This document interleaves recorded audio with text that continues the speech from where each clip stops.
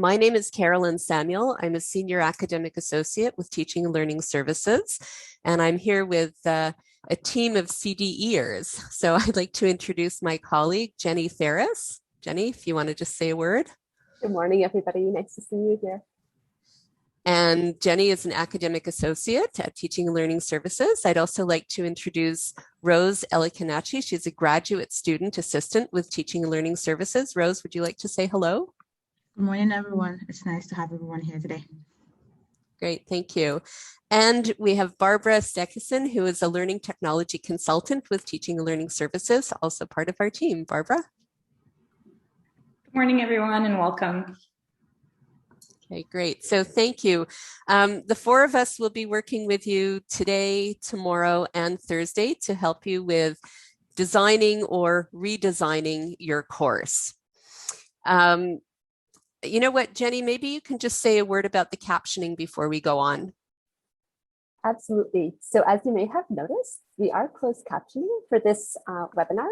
We're doing that for purposes of accessibility and also because it can just be useful sometimes, even if somebody is able to hear quite well, it can help to ride out some of those occasional audio bumps. That said, if you find it distracting, you can turn off your own captions without it affecting anybody else's ability to see them by clicking on the live transcript CC button that should be found towards the bottom of your screen, and then clicking on hide subtitles. Great, thank you very much. I'd also like to mention that in the registration questionnaire, we asked you if there was anything we could do to remove barriers to your learning. And we like to use inclusive practices wherever possible in our offerings at TLS. And there was one comment that I wanted to note. Somebody said, always use plain, simple English to be fair to those for whom English is not the first language. And we will do our best to do that. But if ever anything is unclear, please let us know, and we're happy to try to rephrase or find other ways to express the ideas. Et j'aimerais mentionner aussi que si jamais vous voulez parler en français ou poser des questions en français, il n'y a aucun problème. On va faire notre mieux possible de vous répondre en français aussi. So with that, we're going to get going with our content, and there will be opportunities for interaction throughout the webinar. And we're going to begin actually with a polling question. So this is a different kind of poll, and I'd like to be sure that everybody is going to be able to use the annotation feature in Zoom. And I'm just going to oops, sorry, something just happened up here. That's what happens. I'm clicking. Okay, so I'd like all of you to go to your Zoom toolbar and look for where it says annotate. And when you see annotate, click on that, and then you're going to get another toolbar and look for where it says stamp, which should be the 1, 2, 3, 4, the fifth item in that toolbar. Select stamp. And then you can pick any stamp you like, maybe the check mark or the star, and try stamping something on the arrow. Yeah, oh, there we go. Nice. Okay. This is good. And I'll just hop in here. If you have any difficulty finding the annotate button, it might be found towards the top of your screen where it says view options. There's a little down arrow there, and then you can click annotate from there. Thank you, Jenny. Okay, so it looks like, yeah, okay, so I'm going to ask you just to try putting your stamp on the arrow, not just randomly on the screen, but actually somewhere on the arrow. And if you've already stamped, you can try doing it again. Okay, so now we're getting the stamps on the arrow. Okay, this is nice. You can stop stamping. You'll have time to do it again in a minute. I'm going to clear everything that we have. And oh, I wanted to clear, but there's still one more. Let me just do clear. Okay, there we go. So now I'm going to put up a question, and this is our polling question. How prepared do you feel to redesign your course? And I'd like you to put your stamp on the continuum in the appropriate place. So let us know what you're thinking.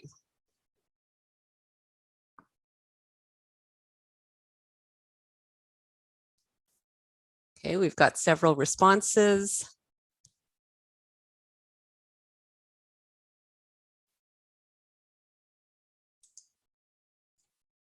Okay, well, this is helpful information for us. We're glad to know that there's nobody among us who feels that it's just a daunting task and they can't bear the thought. So we've got some here. You're ready because you have to be, and some of you are really eager to go. Okay, so this tells us a little bit about who's with us today.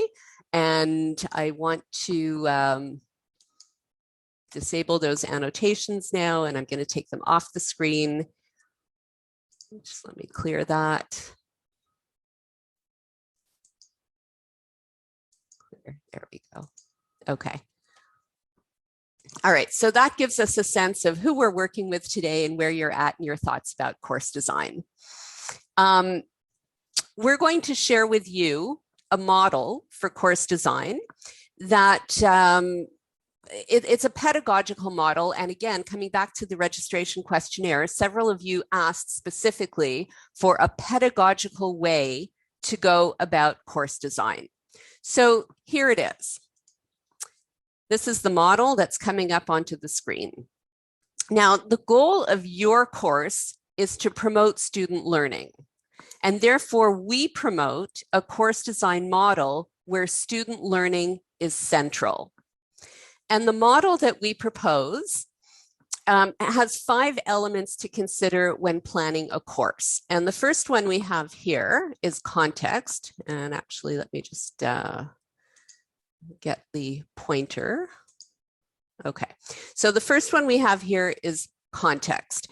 Context is all kinds of things like where the course is located in the program, what the discipline is, what the characteristics of your students are. And you will have seen the preparation activity. We asked you to do that when we sent the introductory email last week. And we asked you to reflect on some questions related to context. So we're not going to spend a lot of time talking about that in this webinar, but we hope that you had a chance to look at the questions and reflect on them in the preparation activity. Then we get to content, and content is what the key concepts and ideas are that are related to your course. And again, this is not the focus for today's webinar, but it will be important for you to be considering what those key concepts and ideas are, because that's what you're going to want your students to be paying attention to. Then we have actually, before I do that, we do have a question associated with that here. What is the content of the course? Then we get to outcomes, and we have a question here. What will students know, value, and be able to do? So you should be thinking about what your students will have learned by the end of the course. Then we get to assessment, and our question is, what will you and students know? How will you and students know the extent to which outcomes have been achieved? So you want to be thinking about how you're going to assess your students' learning. And then we get to strategies. Our question is, what engagement and interactive activities will support learning?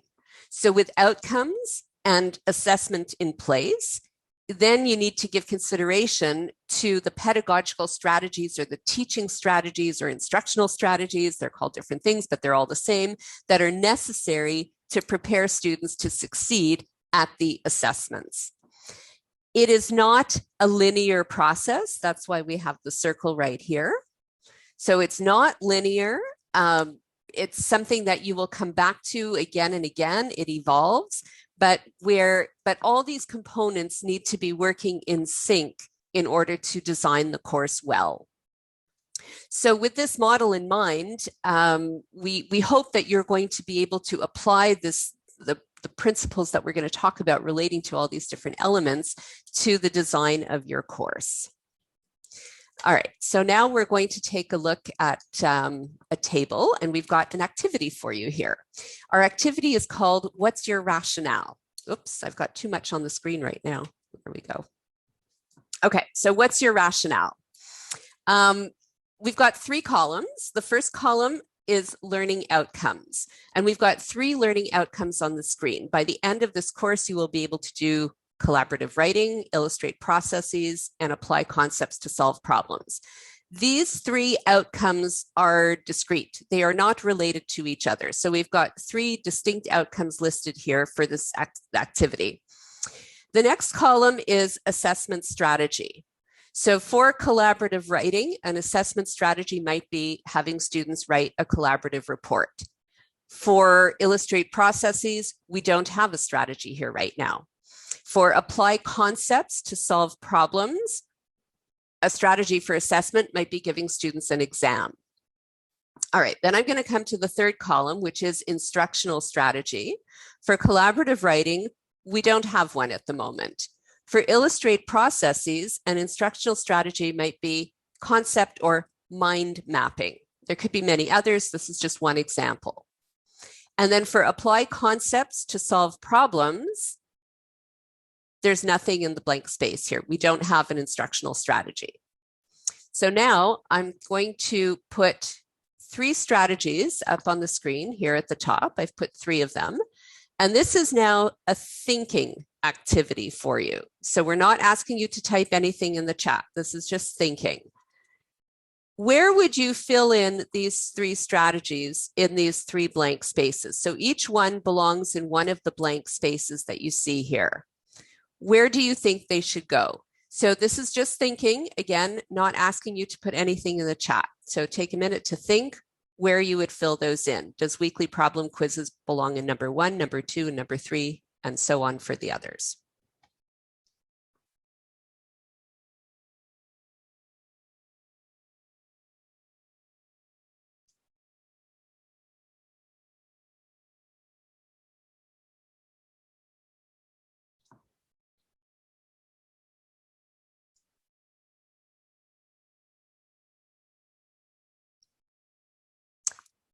And now I've filled in the blanks. These are my choices. They don't have to be the same as yours, but these are my choices. But now I am going to ask you to type something in the chat. If you had the same choices that I had, type your rationale in the chat. Let us know what the basis was for your decision making. If you had different choices, that's okay. Type your rationale in the chat and let us know what your reasoning was, how you arrived at your decisions. You don't have to write your rationales for all 3. You can pick one and just tell us the rationale for the one. So we'll give you a minute to do some typing because it always takes a minute to do that. Okay, so we've got one person who said same choices. Okay. But what was your rationale? That's what we're interested in knowing, not just if you had the same or different, but what was the basis for your decision making? So that question is there for all of you. Okay, so we've got some responses coming in.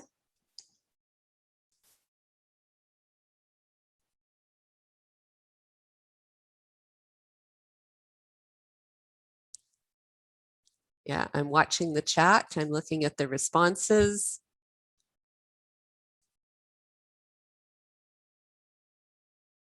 Okay, students get an opportunity to practice.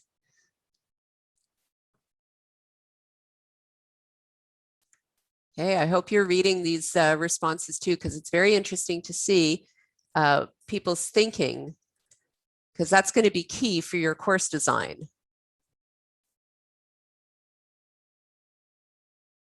Oh, there's an interesting one here about why quizzes weren't counted under assessment. So we can talk about that.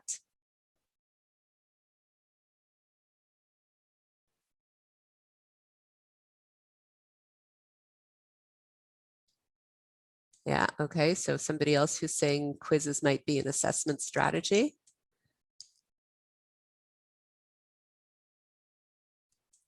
Okay, well, I'm going to explain to you what my rationale is. So my rationale has to do with the concept of alignment, which I've just put up on the screen. So alignment in the context of course design refers to some correspondence among the learning activities, or the learning outcomes, the assessment strategy, and the instructional strategy. In this first example, if I want my students to be able to do collaborative writing by the end of the course, I'm going to know if they can do it by giving them a collaborative report to write at the end. But throughout the semester, I want the students to be able to practice and get some feedback. So I'm going to give them short written assignments every 2 weeks that they do in pairs or threes. Opportunity for practice, they will get feedback so that it prepares them to do this collaborative report. In this example, illustrate processes. That's what I want them to be able to do by the end. I'm going to know, and they will know if they can do it through this infographic, assessment strategy. And then I will have them do concept mapping throughout the semester so that they can practice what they need to do the infographic. I do see there's a hand raised, and I will get to you in a minute, Oana, and I'm not sure if I'm pronouncing your name correctly, but you can tell us shortly. And then we get to apply concepts to solve problems.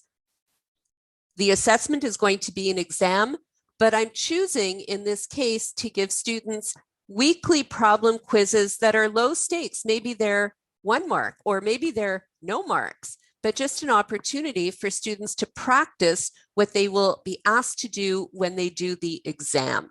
So if we think about quizzes, yes, of course, they could be an assessment. This we're going to be thinking of, and we're going to talk more about this a little later on, as major assessments to know if the students have achieved the learning outcomes. And the instructional strategies are opportunities for practice and feedback. But there's no problem if you're thinking of quizzes as a type of assessment, that's okay. The important thing is that there is alignment and that you have a reason for the choices you make. That's the important part, having reasons for the choices we make when we're designing the course. And I will come to Oana, and Oana, if you want to unmute yourself and speak, that's okay. And can you tell us how you pronounce your name? You were close. It's Wana. Wana, okay, thank you. So please go ahead. So my question ties into what you were just saying now. So for the instructional strategies, would it be a good idea to give marks, or would it be better for students to know that it's not graded? There's no easy answer to that. It's all going to depend on how you design your course. The important part is that students have opportunities to practice and to get feedback. Grades are one type of feedback that we can give students, but feedback can also be in the form of comments. Feedback can be in the form of a check mark. Feedback can be from a peer. So it would be up to every instructor to decide based on the learning outcomes, based on students' motivation for taking the course, based on students' level or experience with the material, whether or not it's appropriate to give grades. But the key point is to provide opportunities for students to practice and get feedback. We'll come back to that. There will be more questions about that for sure. I am going to keep going. I hope that answers the question for now, but we can certainly come back to it. This approach to course design is what we call backward design. And it's backward design because we start by saying by the end of the course. So we start at the end what we want students to know or be able to do or to value by the end of the course. And then we think about how we're going to assess it and then help students to achieve those learning outcomes. So we're going to come back to this notion of alignment repeatedly today, tomorrow, and Thursday. That's a key part for course design. And now I'm going to turn things over to Rose, who's going to take us through the next part. Thank you very much, Dr. Caroline. Next slide. Now that we have backward design and alignment in mind, I would like to direct us to the myCourses page, the CDE myCourses page. Our moderator will put the link in the chat, which will take you directly to this particular page if you do not have myCourses open. But if you have myCourses open, it is right underneath Introduction, and you should find the Course Alignment Plan tag, which is right there. And underneath the Course Alignment Plan, you would find 3 different sections.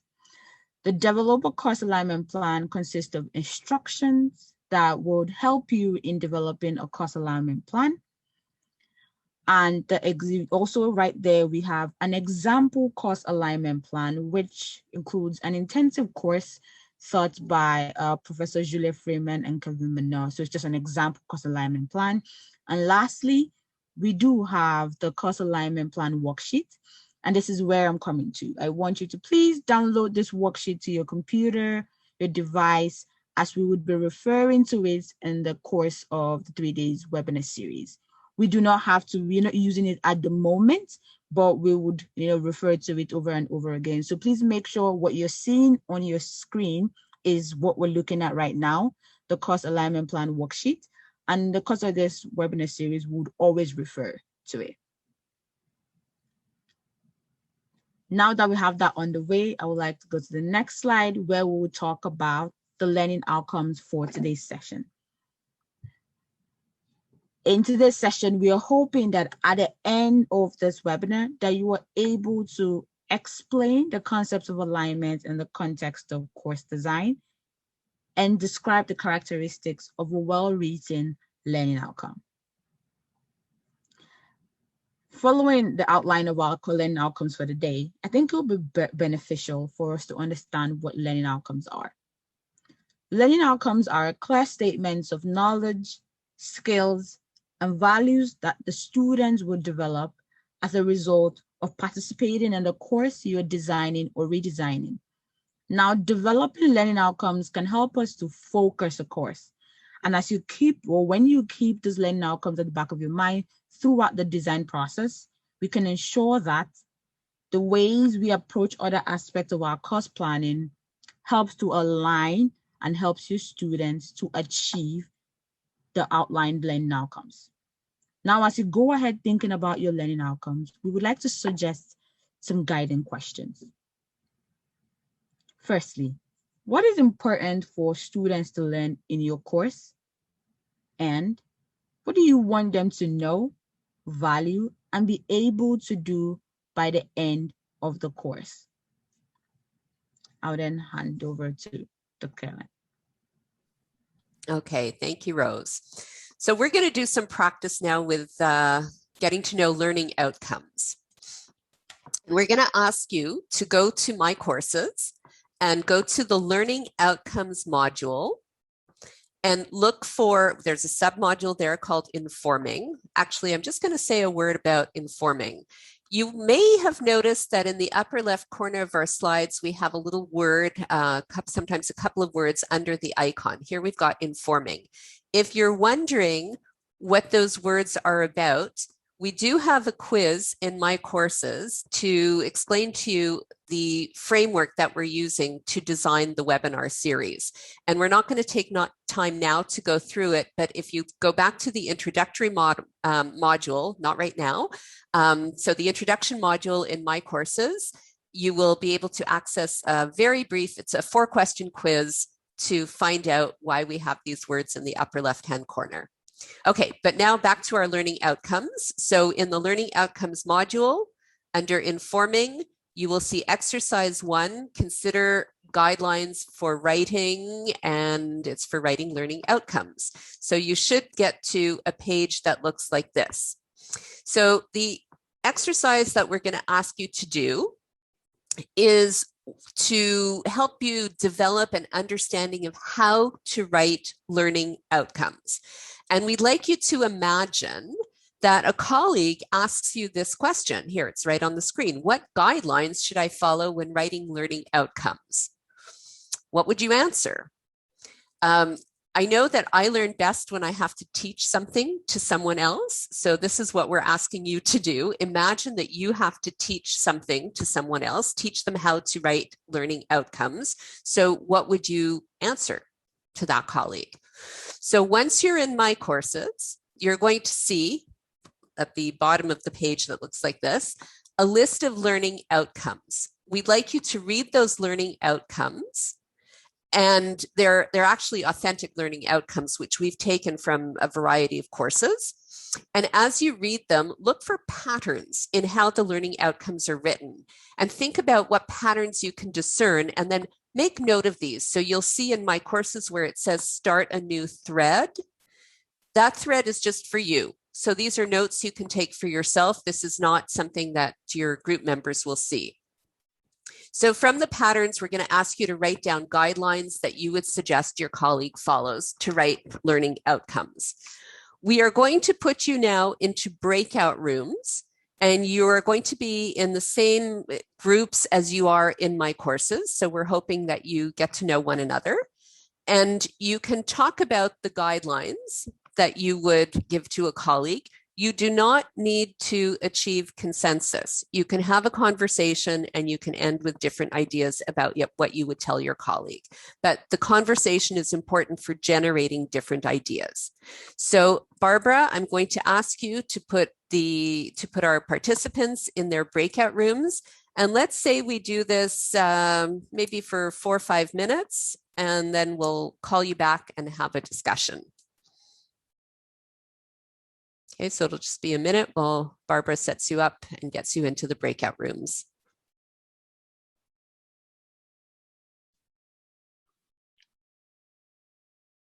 I'm gonna open all of the rooms, Carolyn. I'm seeing that there are a few people that have not been automatically added. So I'm gonna start by opening the rooms and then I'll add whoever's remaining to the remaining rooms. That's great, thank you.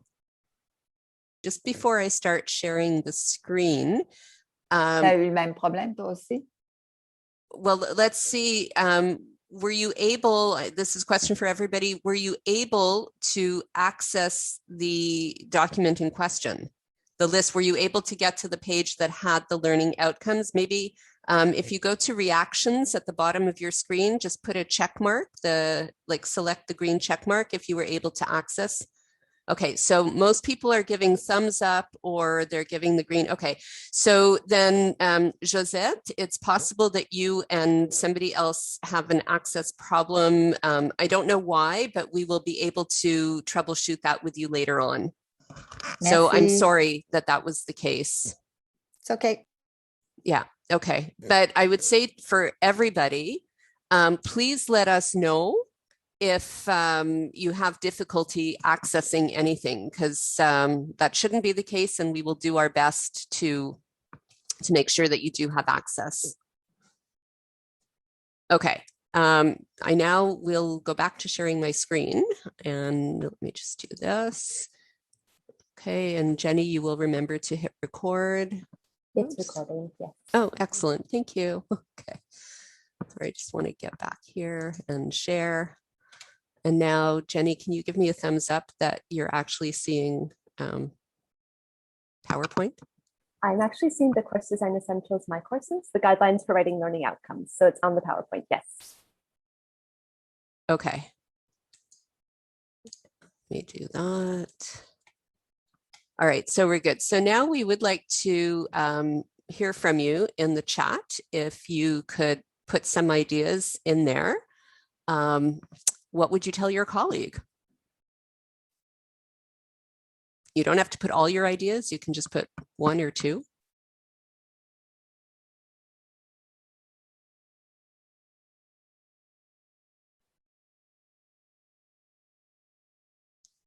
Okay, like for any goal, the learning outcomes should be SMART. They should be specific. Somebody noted action verbs. Each learning outcome is centered around a verb.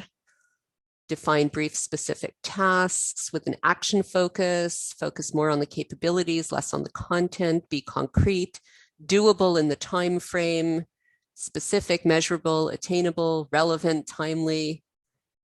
Okay, it is what the student should be able to do at the end of the course.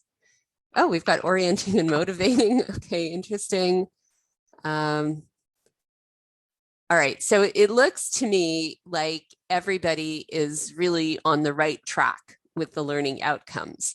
So I'm just going to mention a few things. I think most of these have been mentioned. I want to go through my list in case any weren't. So each outcome that you saw includes an action that's expressed with a verb, and usually that verb comes at the beginning of the sentence. The verb is typically in its base form or the imperative form. Each outcome is associated with only one verb. And one verb can simplify the assessment. So if you have a really long outcome that has many verbs in it, there would be multiple outcomes, and then it can be challenging to assess. So sometimes having the simpler outcomes broken down can be helpful. The verb is followed by a statement that describes the knowledge or the skills that will be demonstrated, and certainly that came up in the chat. And of course, ultimately, this is what will be assessed.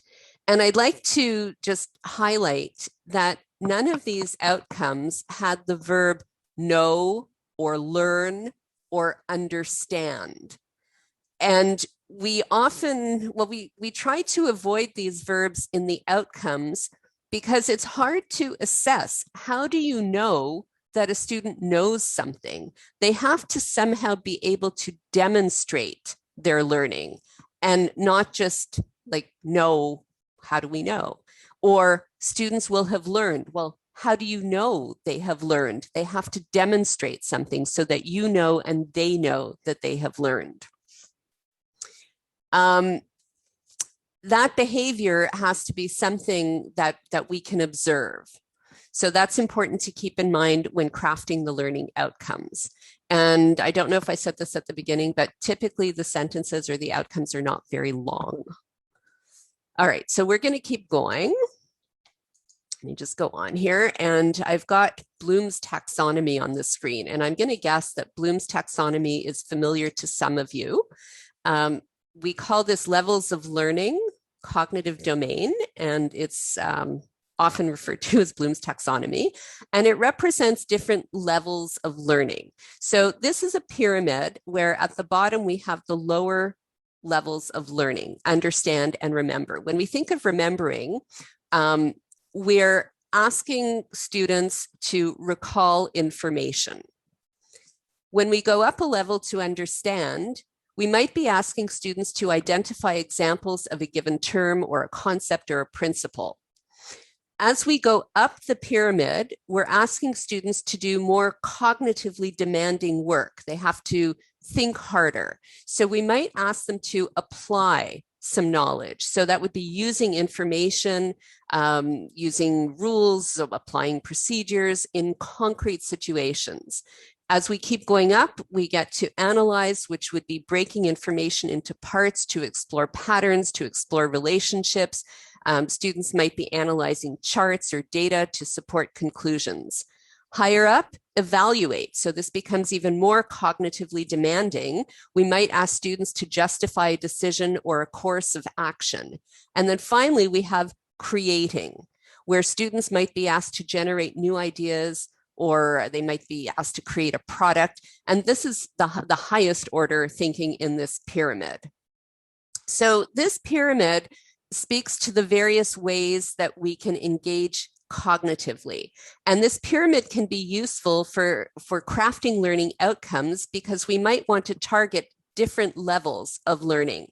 Now, we can work with lower order learning. Sometimes it's appropriate for students to be tested on their ability to remember something. I mean, if I think about students in med school, I want them just remembering body parts. That's okay. But eventually, we do want to get to the higher levels of learning where students have deeper understanding of course content. So when we're crafting the learning outcomes, it can be helpful to think perhaps of targeting different levels. Just thinking if there's anything else that I want to say about this. Yeah, I do want to say one other thing, that there is also a digital taxonomy, Bloom's digital taxonomy of learning outcomes. And maybe Barbara can put that link in the chat. Given that we're doing more online teaching these days, it might be interesting to look at a different taxonomy. We're not going to do that together, but it could be something that, you know, if you're curious, you might want to take a look at. Okay, so this is a tool that can be helpful for writing learning outcomes, and there are verbs that are associated with the different levels of the taxonomy.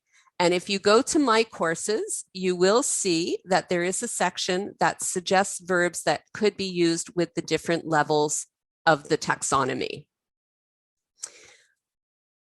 And now we do want to introduce you to yet another taxonomy, not the digital one. You can look at the digital one on your own, but we want to share an affective domain taxonomy. So the affective domain refers to how we deal with things emotionally, such as feelings, values, and attitudes. In this taxonomy, there are 5 levels. We've got 5 levels, and they go from the simplest behavior to the most complex behavior.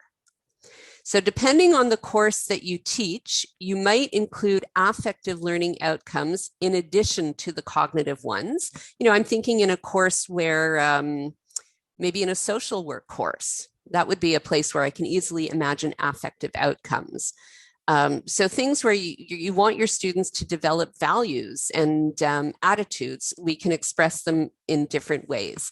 And in myCourses, again, you will have access to more information about the affective domain, verbs that are associated with these behaviors that are listed on the screen, as well as examples of how you might implement some affective domain outcomes and how you might assess them. So we're not going to go into detail right now, but there is additional information in myCourses. And I do see that something has been put in the chat, and I'm going to guess it's the link. So absolutely. So thank you very much, Barbara, for putting in the link. Okay, so we're going to keep going. Sorry, I Yes. the difference between the last 2 pyramids, like the last pyramid and this one. Okay, the difference between this pyramid and these behaviors. Okay, so these levels of learning have to do with thinking. So we talk about the cognitive domain. So this is where I like to think of it in terms of brain work. So this is what we ask students to do when they're thinking. These items, these are more like behaviors, they're feelings. So we don't necessarily do cognitive processing to teach students how to value something. There might be a different process involved and a different outcome associated with how we get students to learn to value something or to appreciate somebody else's perspective. And we might do that by getting students to work in groups and have them learn to listen to one another and appreciate that people bring different perspectives to a conversation. That's quite different from asking students to engage in the cognitive task of perhaps applying knowledge or analyzing something. And I can understand if this is a little bit abstract right now, but I think it would help if you and maybe others take a look at the examples that we have in myCourses. And then this afternoon in the connection opportunity, we have the opportunity to discuss these kinds of questions in more detail and to look at examples. There's no bypassing the value of examples. It's just that we don't have time to look at extensive examples right now, but we can do that certainly this afternoon. So thank you for that question. I am going to keep going. We've got a couple of more, well, more than a couple more, a few more slides. And this one I'm going to turn over to Rose, who's going to talk about developing learning outcomes a little bit more. Thank you very much, Dr. Caroline. Now that we have, or we're working through the process of developing our learning outcomes, it would also be very important to keep in mind that while developing learning outcomes, it is important to know that these learning outcomes should be student-focused. It should be learner-oriented, meaning that the learning outcomes should be elaborated beyond the subject matter itself to consider how students would be engaging with your course. It also should be clear and concise, meaning it should be short enough that your reader does not get lost in the description of a single learning outcome. It should be understandable by both instructor, co-instructor, TAs, and the students. And like we already talked about in the chat section previously, it should be very much measurable. You want to be able to determine whether the students have attained the learning outcome, and students should also be able to know the extent to which they have achieved the learning outcome. And lastly, the learning outcomes should be achievable. Given the context of your course, the learning outcomes should be appropriate for the level of the course or the level of your students in this course. And as we have determined what learning outcomes and what we do when we're developing it, it's important to ask the question, why? Why learning outcomes? And we'll talk about this in two facets. For instructors, learning outcomes are important to clarify the learning expectations for your students. It also helps to guide the decisions for the instructor on what content you want to share, what strategies you want to use in sharing this content, what assessments you also want to use in this class. And it will also help in the communication processes between instructors, co-instructors, TA, and graders. The other facet which we'll be talking about the importance of learning outcomes would be for students themselves. Learning outcomes are important for students to clarify instructors' learning expectations. It also helps them to guide their learning, because if they know what they're supposed to do, they're able to assess themselves and know that they're doing what they're supposed to do in the class. It helps to focus them and helps for self-assessment. I will hand it over now to Dr. Caroline to go ahead. Okay, thank you, Rose. We're going to do some practice now because we've done some informing, and we'd like to know that you have understood. So we have a practice opportunity for you, and it is ungraded. We have a learning outcome on the screen. The learning outcome is you will know the neuroscience behind how habits are formed and broken. And our question is, what main problem do you identify in this learning outcome? And I'm going to put this up as a poll. Okay, so I'm hoping that you see a poll on the screen. And Rose, can you just give me a thumbs up? Do you see the poll on the screen? Excellent, thank you. So we have choices there, and we will ask you to make your choice. Okay, I'm watching as the results are coming in.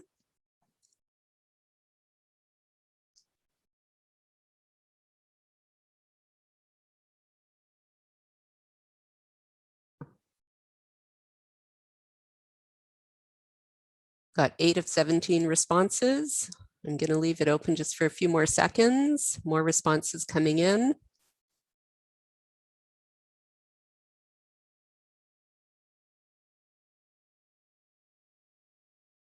Almost everybody has voted. 8 more seconds, and I'm closing the poll.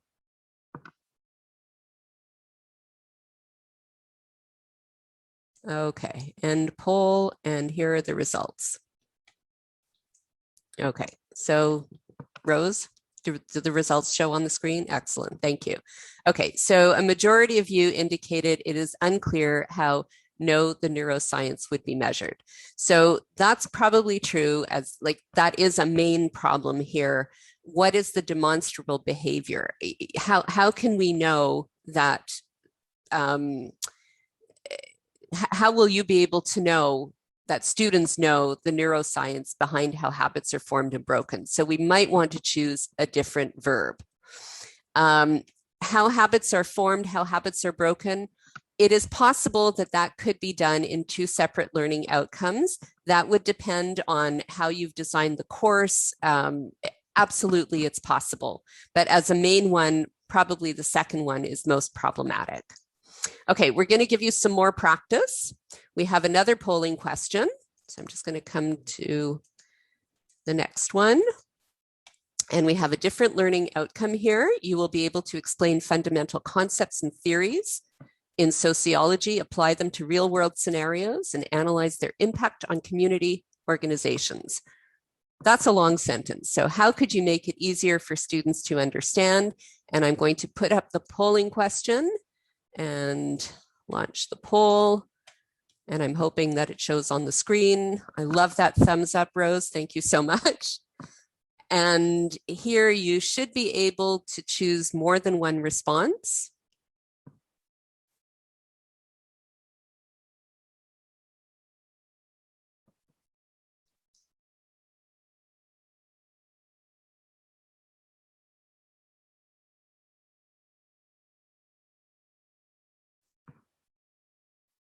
Okay, but half of you have responded, a little more than half now. Keep it open for another few seconds.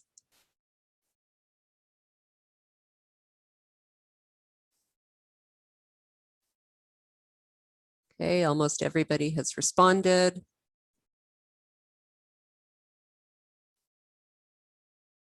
And 5 seconds, I'm going to end the poll. And there we go. Okay, and here we have the, oh, don't want to do that. I want to share the results. There we go.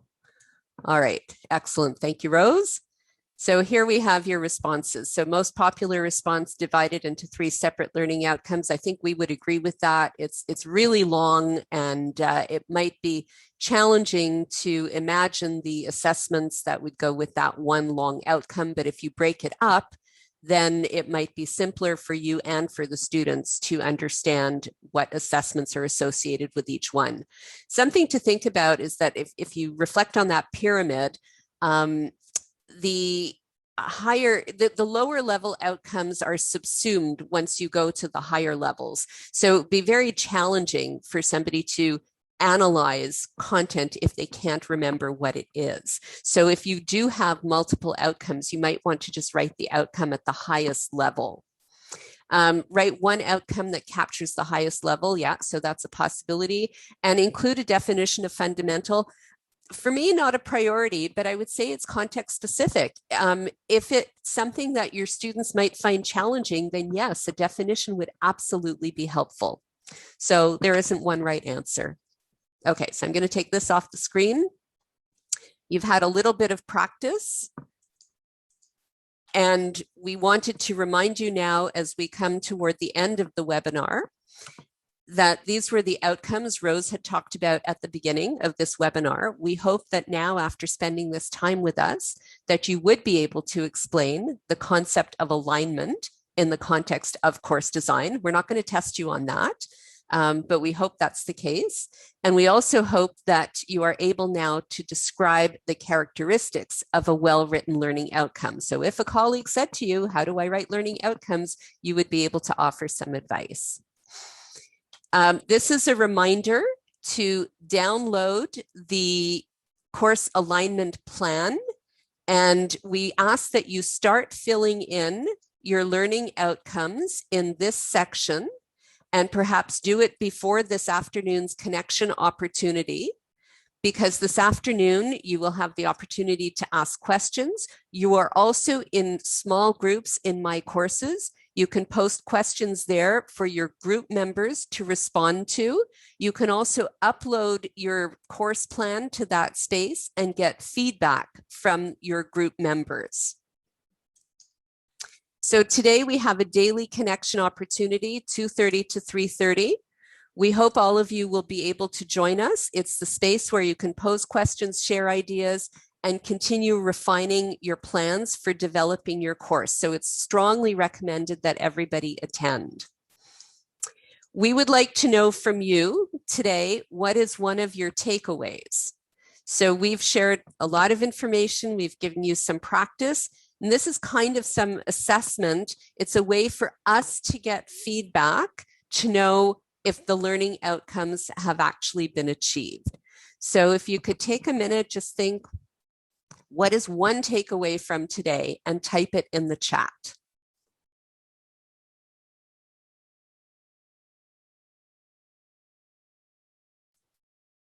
I know we have to allow thinking time for that. We've got some ideas coming in. Yeah, it's all about the learning outcomes. So true. Okay, we've got more ideas coming in.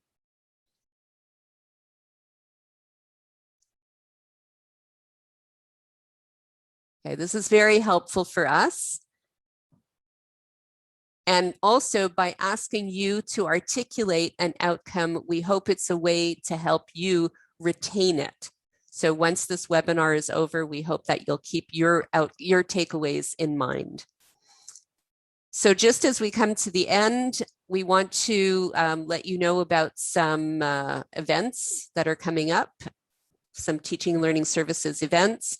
There's information on the events page. So Barbara has just put that link in the chat. So if you want to take a look at upcoming events, you can. And we'd like to remind everybody, after sitting for an hour, please take a stretch before your next meeting. Have a big stretch. And yeah, Barbara's just put a link in the chat to some exercises that Human Resources recommends for stretching. So we're going to end it there, and we will post the slides later today.